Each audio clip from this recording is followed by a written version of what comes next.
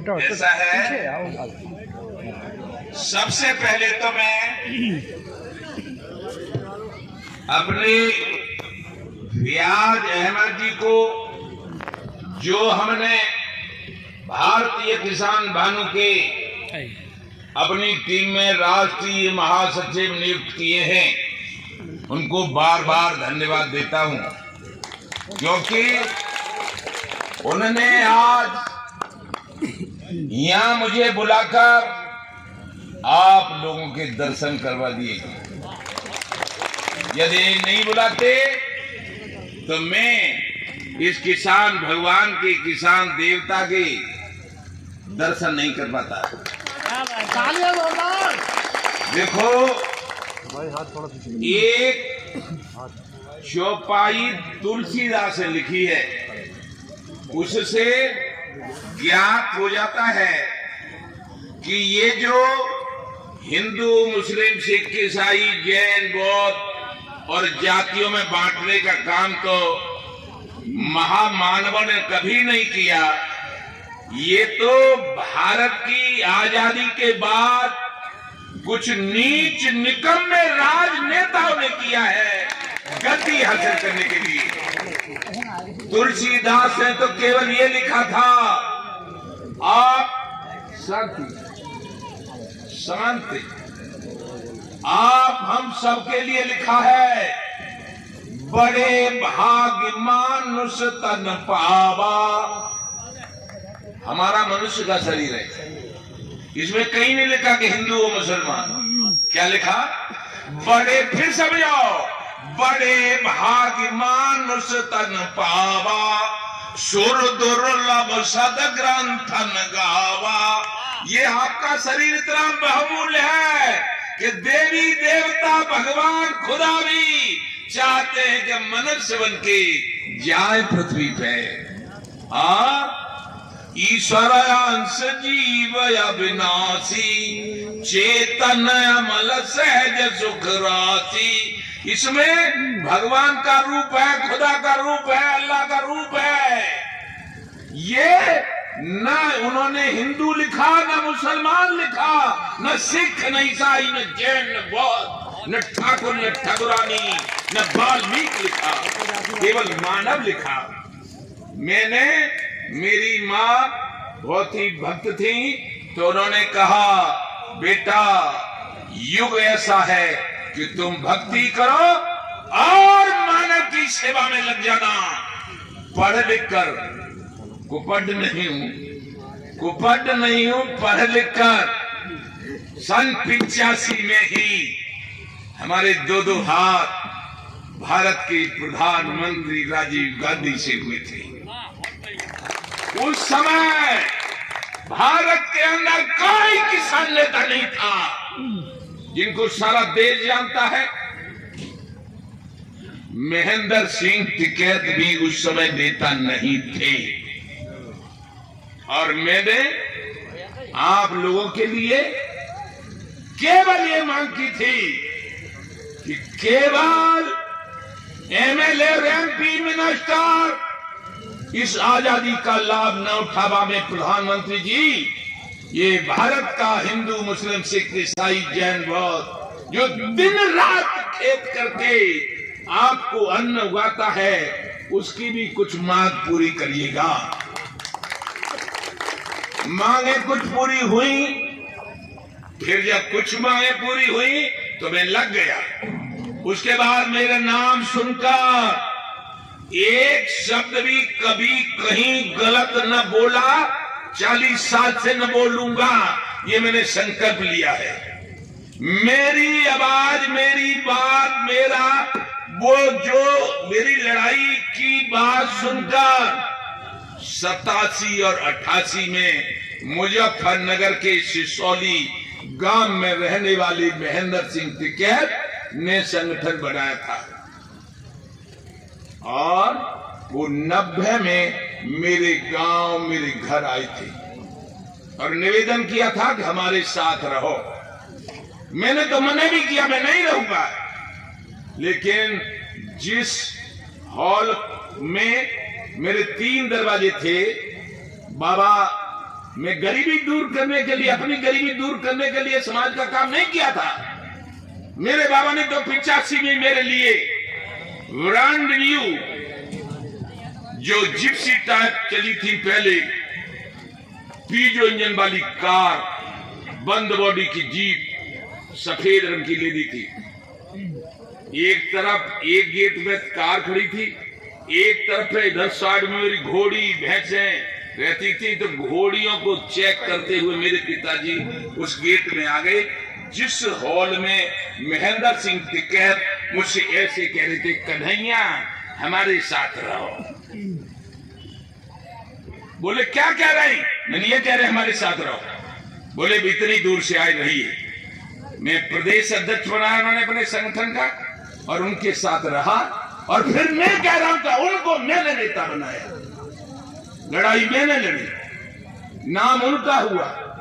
लेकिन सन 10 में उनकी बहुत सारी कमियों को देखकर ब्रज के बिरक संत पूजनीय रमेश बाबा ने, जो हर धर्म और हर बिरादरी को उपदेश करते हैं मानवता का, उन्होंने कहा कि इनको छोड़ो और ईमानदारी से लड़ाई लड़नी है, किसानों की, गरीबों की, गंगा की, यमुना की सफाई की, और किसानों को फसलों के अपने दाम दिलाने की। तो भारतीय किसान यूनियन भानु हम बनाते हैं, क्योंकि हम राधा रानी के भक्त हैं। तो ब्रज भानु के नाम पर ये संगठन बना। मेरा नाम भानु, उन्होंने कहा तुम्हारा नाम भानु, ब्रज भानु, और एक ऊपर वाला भानु वो जो चमक रहा है।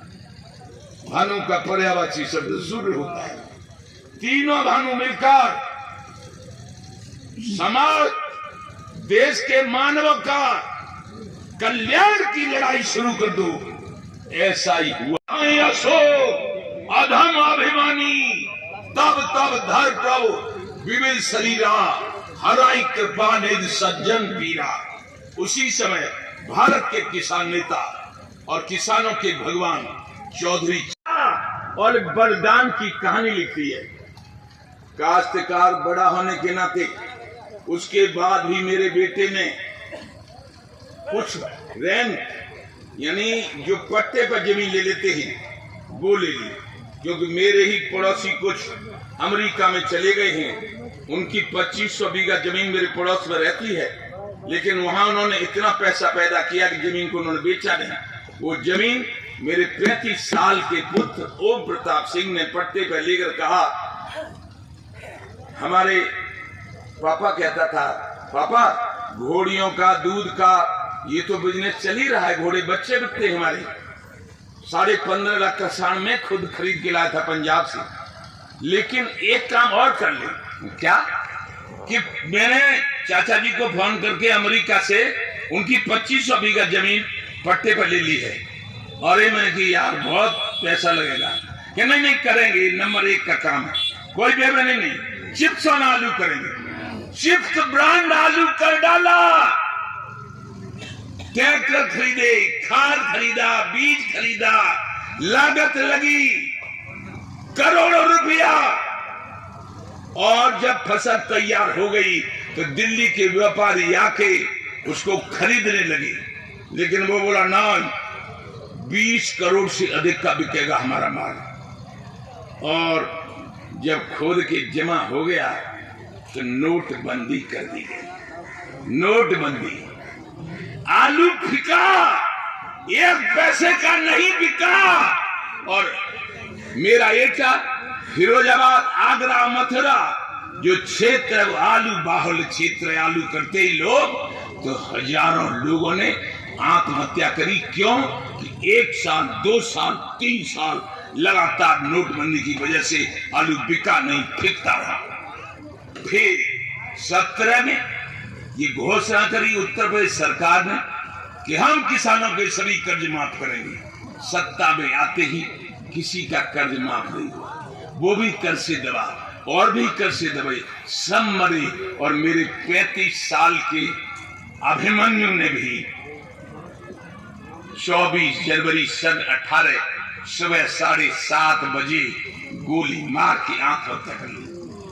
मर रहा था तब मुझसे कह रहा था, पापा जब अभिमन्यु मर गया था तो फुल फॉर्म में अर्जुन आया था, अब छोड़ देना बुढ़ापा, फुल फॉर्म में आना। पूरे देश के हिंदू मुस्लिम सिख ईसाई जैन बौद्ध किसी भी किसान के बेटे को मत मारने देना और उनको पूरी कीमत दिलाना, पूरी कीमत दिलाना। तो मैं आप लोगों से इसी के लिए अपने एक बबर शेर फयाद अहमद को राष्ट्रीय महासचिव और हाजी फैसल जी को राष्ट्रीय उपाध्यक्ष बनाया। अब तो ये माता पिता को या शहीद की पत्नी को तो लोकतंत्र की सरकार का सब सराहना करेंगे और अपने अपने बच्चों को सब सेना में भेजेंगे। जाओ भारत देश की रक्षा करो, किसी भी देश को मत आने देना। क्यों कि शहीद हो जाओगे तो इतना मिलेगा, तुम्हारे बच्चे तुम्हारे माँ बाप आराम से काम करेंगे, क्योंकि वो हमें आजाद रखते हैं। अब आजाद रखने के बाद, सारी मांग मांगने के बाद, 14 में समर्थन, 19 में समर्थन केंद्र को देने के बाद, 17 में और 22 में उत्तर प्रदेश, उत्तराखंड, पंजाब, मणिपुर, गोवा। क्यों कांग्रेस का विरोध इसलिए किया कि हमने 2000 से पहले आंदोलन किए थे, स्वामीनाथन आयोग तय हुआ था। स्वामीनाथन आयोग ने उस समय रिपोर्ट दी थी कि इस समय किसानों के गेहूं की कीमत 3000 रुपए होनी चाहिए, यानी तब 3000 कर दी जाती तो आज 18000 होती। लेकिन कांग्रेस ने नहीं माना था, इसलिए हमने कहा कांग्रेस भगाओ। अब कांग्रेस तो भगा दी, अब ये तो करें पूरा। तो हमने कह दिया है 24 में जब चुनाव होगा उससे पहले हमारी मांगें पूरी हो जानी चाहिए।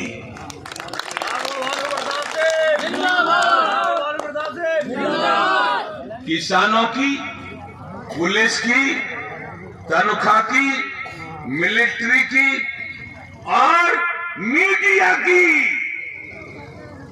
तब तो मांगी गई थी 5 गांव और हमारी है 4 मांग, किसान, मीडिया, पुलिस और सेना। और ये नहीं मानी तो 24 से पहले महाभारत की घोषणा कर दी जाएगी। कैसी? देश के किसानों चले आओ दिल्ली, इसीलिए आपसे निवेदन करने आया हूं।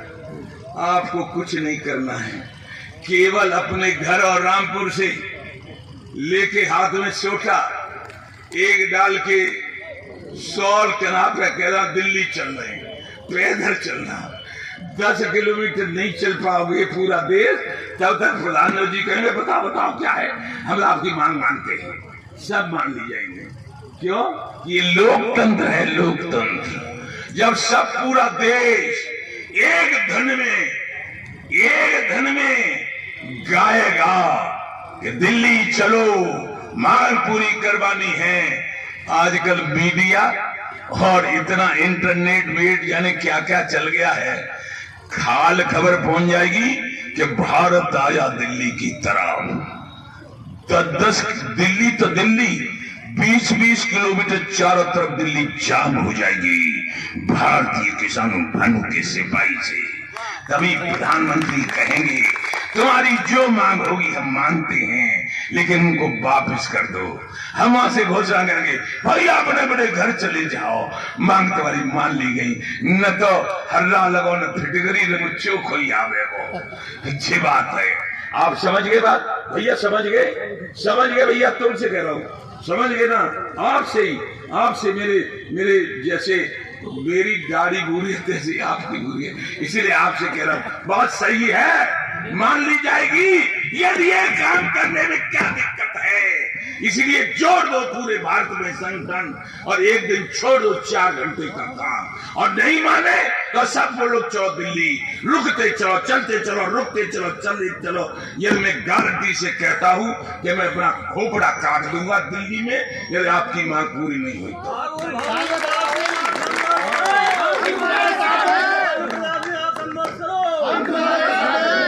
और सरकारों को यह भी चैलेंज है कि भानु ने संकल्प लिया है अपने जीते जी मांग पूरी करवाऊंगा, दुनिया की कोई ताकत रोक नहीं सकती। और तुम में दम है तो चढ़ा दो मुझे फांसी पे, डाल दो मुझे जेल में, इसकी मुझे कोई परवाह नहीं है, कोई परवाह नहीं है, कोई परवाह नहीं।